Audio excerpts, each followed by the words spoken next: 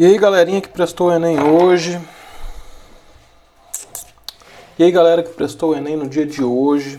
Estou aqui para falar um pouco com vocês sobre a avaliação, algumas questões de geografia. Eu separei 12 questões aqui para a gente comentar um pouco. Estou com a prova branca, né? Tive acesso aqui à prova branca e fui fazendo o gabarito aqui e vou responder para vocês aí 12 questões da área de ciências humanas dentro da geografia. Professor, é tudo?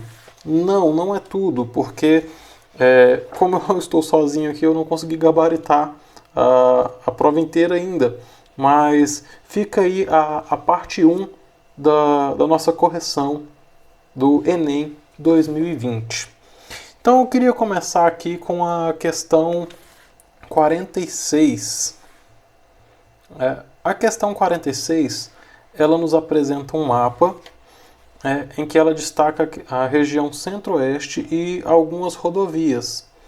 Rodovias longitudinais, rodovia diagonal e rodovia radial.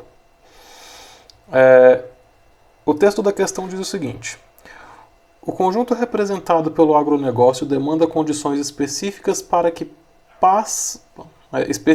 passam a ser exigidas dos territórios. Como há uma elevação da formação de fluxos materiais e imateriais, aqui ele já cita Milton Santos, a crescente articulação com as escalas que vão do local ao global terminam por pressionar o Estado a agir visando uma instalação no território de fixos diversos, bem como uma regulação específica. Pessoal, a pergunta diz o seguinte: o mapa e o texto se complementam, indicando que a expansão das rodovias se deu como resposta ao... Pessoal, essa questão ela é muito interessante porque a gente percebe que quando da interiorização das atividades agrícolas no país, nós tivemos que melhorar as nossas estradas a fim de que a produção pudesse ser escoada de forma satisfatória. Isso ocorreu na época do ouro, lá, a gente já viu em história, em que as rodovias, diversas rodovias, estradas foram abertas para que se pudesse pegar o ouro no interior do território e embarcá-lo em direção à Europa. E isso continuou ali depois do ciclo do ouro com o café, e depois agora, no século XX, ela ainda continua com essa produção agrícola que vem crescendo no interior do território, com a expansão da fronteira agrícola, saindo ali das regiões sul e sudeste, vindo para o centro-oeste, avançando para o norte, onde nós temos ali a região do Arco do Desmatamento, e também, mais recentemente, ali, a expansão para o norte do Brasil, na região que a gente conhece como Mato Piba, que junta aí as iniciais dos estados que compõem essa região de expansão da fronteira agrícola. Então a resposta certa para essa questão, na prova branca, essa questão é a 46. A resposta certa seria a letra D, projeção do escoamento produtivo. Vou pegar aqui agora a questão, deixa eu ver aqui, a questão 48. Dentro da questão 48 nós temos um texto que fala sobre os seringueiros. Vamos lá ao texto? Os seringueiros amazônicos eram invisíveis no cenário nacional nos anos de 1970. Começaram a se articular como um movimento agrário no início dos anos 80 e na década seguinte conseguiram reconhecimento nacional, obtendo a implantação das primeiras reservas extrativas após o assassinato de Chico Mendes. Importante ressaltar essa parte aqui, reservas extrativas. Assim, em 20 anos, os camponeses da floresta passaram da invisibilidade à posição de paradigma de desenvolvimento sustentável com participação popular. Então aqui nós temos algumas alternativas, como o crescimento econômico e a migração de trabalhadores, a produção de borracha e escassez de recursos naturais. Não, as duas que eu acabei de ler não tem nada a ver. Incentivo governamental e conservação dos territórios. Não. Apesar de o governo ter reconhecido ali algumas terras, algumas reservas extrativas, ainda assim não houve grande incentivo governamental. Modernização de plantio e comércio de látex? Não. Quando a gente fala em modernização do plantio, a gente fala em utilização de máquinas modernas, e isso não acontece lá nos seringais. O que sobra para a gente aqui é a letra C, reivindicação de terra e preservação de mata nativa. Tá? Então a relação aqui estabelecida é essa que está na letra C. Questão de número 50, na prova branca, pessoal. Lembrando que eu estou na prova branca aqui. Questão de geografia, onde ele cita duas cidades. Cidade de Puebla, no México, e Legazpi, nas Filipinas. O texto fala sobre o que elas têm em comum, que basicamente são cidades que estão ali próximas a vulcões. E a pergunta é: um motivo que explica a ambientação da prática descrita no texto encontra-se no ou na. Então, assim, por que, traduzindo essa pergunta, por que essas cidades, por que essas pessoas se localizam ali próximos aos vulcões? Galera, regiões de vulcões, apesar de serem bastante perigosas, elas também trazem um solo muito fértil. É uma região muito boa para a agricultura, devido ali ao magma que se resfria naquela região. Ele gera um solo extremamente fértil. Então, se o vulcão não for mais ativo, a ocupação dessa região para a agricultura ela é bastante intensa. A resposta que traz aqui essa ocorrência vem logo de cara na letra A, solo fértil. Tá bom? Questão 52, na prova branca. Questão 52. Pessoal, antes de falar da questão 52, eu quero dizer para vocês que essa prova do Enem foi bastante conteudista, e ela contemplou bastante a geografia. Foram muitas questões dentro da geografia.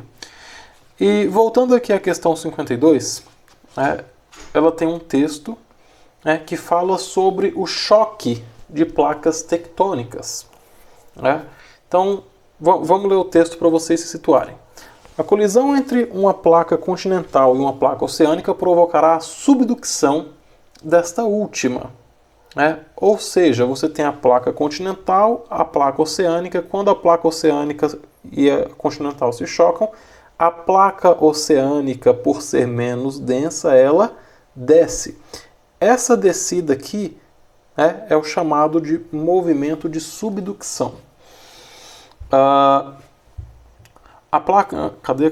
Onde eu estava? A exemplo dos arcos e ilhas, produzirá um arco magmático na borda do continente composto por rochas vulcânicas acompanhado de deformações e metamorfismo, tanto de rochas pré-existentes como de rochas formadas no processo. Qual feição fisiográfica é gerada pelo processo tectônico apresentado? Pessoal, isso aqui é básico. Alunos do ensino fundamental, para os quais eu dou aula, lá no 6º ano, sabem disso.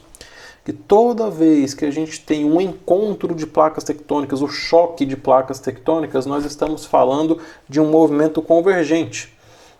E a feição de relevo associada a movimento convergente de placas tectônicas são nada mais, nada menos do que os dobramentos modernos, as cadeias de montanhas. Assim como nós temos aqui na América do Sul a Cordilheira dos Andes, lá na América do Norte e parte da América Central as Montanhas Rochosas, o Himalaia.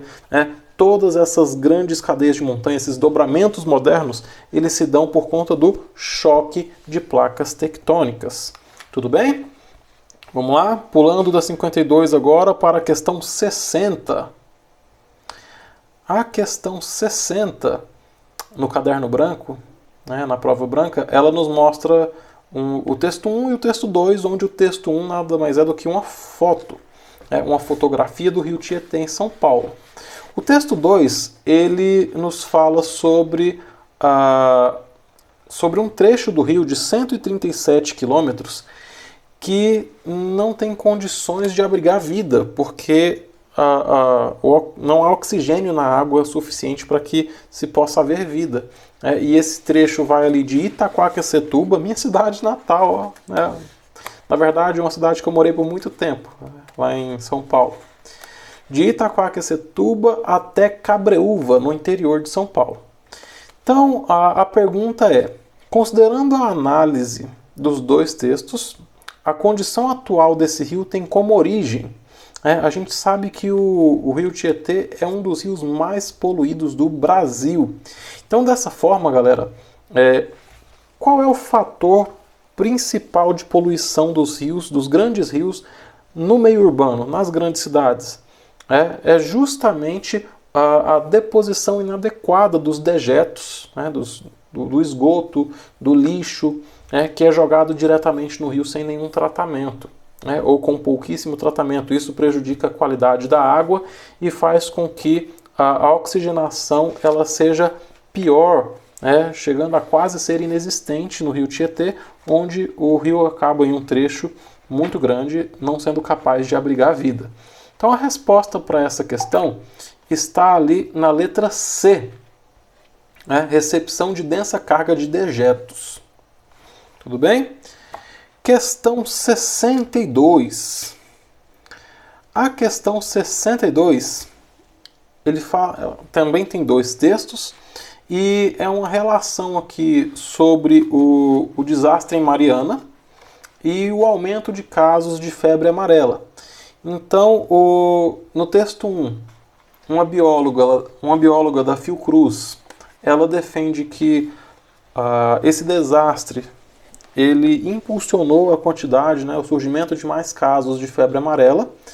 Já o texto 2 diz que não há uma relação direta entre o aumento de casos de febre amarela e a tragédia de Mariana em Minas Gerais. A pergunta é, sobre a tragédia de Mariana, os textos apresentam divergência quanto ao... O que eles mostram aqui de divergência? O que um diz que o outro contradiz? Então nós temos aqui a resposta desta questão está ligada ao aparecimento de uma enfermidade endêmica, ou seja, no primeiro texto, a bióloga diz que o surgimento de novos casos de febre amarela, a doença de uma enfermidade, é por conta lá da tragédia em Mariana. Já um outro pesquisador diz que não, isso não tem relação. A enfermidade, o surgimento da enfermidade, então, de uma enfermidade endêmica, é a resposta para essa questão. Nesse caso, a letra D. Questão agora 66, que eu separei para a gente responder aqui. A questão 66, ela é uma questão sobre a indústria, sobre modos de produção na indústria, modelos de produção, e ela enfatiza o toyotismo. Lembrando que o toyotismo é um modelo de acumulação flexível, de produção flexível, que está voltado aí para uma questão de demanda. Ele se adequa à demanda. Inclusive, até nesse comentário já até dei spoiler da resposta. Então vamos lá. O texto fala sobre o toyotismo, e ao final do texto é bem importante grifar a questão da crise de acumulação. Então o texto diz o seguinte: o toyotismo a partir dos anos de 1970 teve grande impacto no mundo ocidental quando se mostrou para os países avançados como uma opção possível para a superação de uma crise de acumulação. A pergunta: a característica organizacional do modelo em questão requerida no contexto de crise foi... Galera, muito clara essa resposta. Letra A, olha aqui, ó, vamos por eliminação. Expansão dos grandes estoques? Não seria essa a opção, porque nós estamos falando de uma crise de acumulação. Quando você forma estoques, você está fazendo o quê? Você está acumulando. Incremento da fabricação em massa? Quando você fabrica em massa também, você acaba gerando estoques, e às vezes a produção fica parada, fazendo com que você tenha aí a acumulação. O capital não está girando, o capital está parado. Se você não vende, o capital para. Capital parado nunca é bom. Aumento da mecanização do trabalho. Essa poderia ser uma resposta viável a essa questão. Porém, quando você fala da mecanização do trabalho, eu acho que a gente está ligado muito mais ao Fordismo do que ao Toyotismo. Centralização das etapas de planejamento? Não, nada a ver. Essa aqui eu não vou nem comentar ela com vocês, porque ela não tem nada a ver. Então, por eliminação, nós poderíamos já marcar a adequação da produção à demanda, que é uma das principais características do modelo toyotista. Tá bom? Foi a 66, vamos agora para 74. Não, desculpa, eu vou responder com vocês aqui a 68 também, na prova branca, tá? A questão 68 na prova branca, ela fala sobre a separação ali que está ocorrendo no nordeste da África, ali, no leste da África, na região do chifre da África, em que alguns geólogos, a comunidade científica diz que em breve nós teremos ali a separação do chifre da África, formação ali de um novo continente, a partir de movimentos divergentes de placas tectônicas. Essa questão ela poderia confundir um pouco quem estava fazendo ela, porque se você não prestar atenção na legenda, você vai ver que os triângulos ali representam vulcões. Se você não prestar atenção nisso, você vai pensar que ali corresponde ao movimento das placas tectônicas, e não é isso. O que nós temos aqui? É a região do Vale da Grande Fenda. Gente, esse Vale da Grande Fenda também é chamado, e aí se ele viesse com esse nome, você já teria sacado a resposta na hora. Essa região é chamada de Rift Valley. A pergunta é: os aspectos físicos apresentados originam-se da atuação da força natural de... Colisão de placas tectônicas? Não. A colisão ela não separa continentes, o que separa é o movimento divergente. E dentro do movimento divergente nós temos ali o rifteamento da crosta terrestre, que aparece na letra B. Então, resposta da questão 68, letra B. Agora sim nós vamos para a questão 74. Na questão 74, o que nós temos aqui? Uma questão que envolve geografia e sociologia, onde trata da feminização no mundo do trabalho. E essa questão, galera, ela mostra que ainda há uma grande desigualdade entre homens e mulheres dentro do mercado de trabalho. Apesar da participação da mulher ter crescido bastante, ainda há uma grande desigualdade entre homens e mulheres dentro do mundo do trabalho. E o texto ainda enfatiza: entretanto, essa presença feminina se dá no espaço dos empregos precários, onde a exploração, em grande medida, se encontra mais acentuada.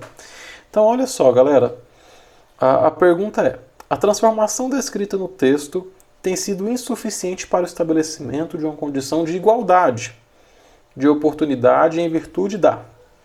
Então, assim, o que está acontecendo, o que acontece no mundo para que essa condição de igualdade entre homens e mulheres no âmbito do trabalho ela não seja possível ainda.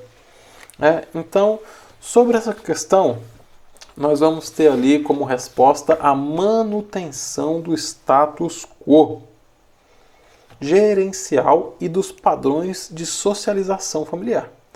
Então a gente está falando aqui de uma sociedade patriarcal. Esse termo até aparece em outra alternativa, mas a gente vem aqui de uma sociedade patriarcal, onde a mulher precisava ficar em casa, o homem como provedor do lar e tal. Então eu acho que isso seria a manutenção do status quo. Mas ele fala status quo gerencial. Quando ele fala status quo gerencial, a gente está falando, e o texto fala sobre o mundo do trabalho, nós temos que pensar que os cargos de liderança hoje são exercidos principalmente por homens. E quando a gente vê pesquisas envolvendo cargos de liderança, a quantidade de homens é muito maior do que a quantidade de mulheres. Então, essa manutenção do status quo gerencial, ela é a chave ali para que a gente possa acertar essa pergunta, tá bom? Então, resposta da questão 74 na prova branca, letra B. Pulamos só mais uma questão, questão 75. A propriedade, compreende em seu conteúdo e alcance, além do tradicional direito de uso, gozo e disposição por parte de seu titular, a obrigatoriedade do atendimento de sua função social. Galera, a gente está falando aqui de uma questão sobre reforma agrária. Nós temos um textinho aqui sobre função social da terra, o porquê, por como se dá a luta pela reforma agrária nesse âmbito, E a pergunta é, os movimentos em prol da reforma agrária que atuam com base no conceito de direito à propriedade apresentado no texto propõem-se a... O que propõe os movimentos em prol da reforma agrária? Movimentos como o MST, Pastoral da Terra e vários outros movimentos sociais que lutam ali por uma melhor distribuição da terra. Então, o que esses movimentos dizem? O que eles defendem? Então, há uma defesa por uma desapropriação de espaços improdutivos. Então, o que seria isso? Espaços improdutivos. Esses espaços improdutivos eles não estariam cumprindo com a função social da terra, que é descrita lá na nossa Constituição de 88. Então, dessa forma, os movimentos defendem que essa terra seja desapropriada para que se possa fazer ali assentamentos agrários, para que se possa haver a reforma agrária naquela região, naquela propriedade improdutiva. Questão de número 80. A questão de número 80 fala sobre a demanda mundial para a produção de alimentos. Então, é uma questão interessante essa aqui. Eu vou ler o textinho dela para vocês. A demanda mundial para a produção de alimentos aumenta progressivamente a taxas muito altas. Atualmente, na maioria dos países, continentes e regiões, a água consumida na agricultura é de cerca de 70% da disponibilidade total. Então, aqui fala sobre uma grande utilização dos recursos hídricos na agricultura, 70%. Se a gente pegar uma média mundial, daria em torno de 70% para a agricultura, mais ou menos 20 a 21% para a indústria, e para o uso domiciliar, esse uso doméstico que nós fazemos, em torno de 9 a 10%. Então, a agricultura ela consome muita água do nosso planeta. Mais da metade, chegando ali a 70% da utilização da água, numa média mundial. Então, a pergunta é, para que haja redução da pressão sobre o recurso natural mencionado, no caso a água, nós estamos falando sobre a pressão hídrica, sobre a pressão dos corpos hídricos, a expansão da agricultura demanda de melhorias no Se a gente sabe que está falando de água aqui, né? Vamos lá. Fertilização química do solo, esquece. Nada a ver. Se é para melhorar a pressão sobre a água, você não vai poluir os recursos hídricos com elementos químicos. Escoamento hídrico do terreno. Escoamento hídrico, pessoal, está ligado à erosão. Tá bom? Quando você fala de escoar, é para que você evite que essa água que escoa leve sedimentos, leve terra embora. Tá bom? E ali você tem projetos de engenharia para isso. Manutenção de poços artesianos. Não tem nada a ver com a questão. Né? Eficiência das técnicas de irrigação. Chegamos ao ponto X da questão. Tá bom? Quando a gente fala em utilização de água e que precisamos reduzir a pressão sobre esse recurso, nós estamos falando justamente que a agricultura, os processos agrícolas precisam de adotar práticas mais eficientes no manejo da água, no manejo e utilização dos recursos hídricos. Então, a resposta certa da questão 80, letra D. Eficiência das técnicas de irrigação. Vamos para a questão 83. Essa questão é uma questão que gosta de estar caindo aí nos Enems da vida, em provas de concurso, em vestibulares. O que é essa questão? É você saber fazer uma relação entre o tipo de... como eu posso dizer? Você conseguir fazer essa relação entre as estruturas geológicas e o seu aproveitamento econômico. Quando a gente fala de maciços cristalinos ou escudos cristalinos, nós estamos falando de regiões em que há uma grande concentração de minerais metálicos, entre eles o ouro, o cobre. Então, sempre que a gente ouvir falar sobre maciços cristalinos, essas rochas duras mais antigas e tal, nós podemos associá-los a minerais metálicos, ao encontrar a possibilidade de se ter minerais metálicos. Toda vez que a gente fala, por exemplo, também, essa adora cair em vestibular também, de bacias sedimentares, nós podemos associar essa região a combustíveis fósseis, petróleo, carvão mineral e gás natural. Tudo bem? Então essa questão 83, já até soprei a resposta para vocês, não vou nem ler a questão. A resposta da questão 83 é a letra C, jazidas de minerais metálicos, tá bom? Escudos cristalinos está associada ao encontro de jazidas de minerais metálicos. E a última questão que eu separei para vocês aqui é a questão 85, onde nós temos ali um poema de Cora Coralina. O poema O Cântico da Terra. Vou ler ele para vocês. Eu sou a terra, eu sou a vida. A ti, ó lavrador, tudo quanto é meu. Teu arado, tua foice, teu machado. O berço pequenino de teu filho, o algodão de tua veste e o pão de tua casa. E um dia bem distante a mim tu voltarás, e no canteiro materno de meu seio tranquilo dormirás. Plantemos a roça, lavremos a gleba.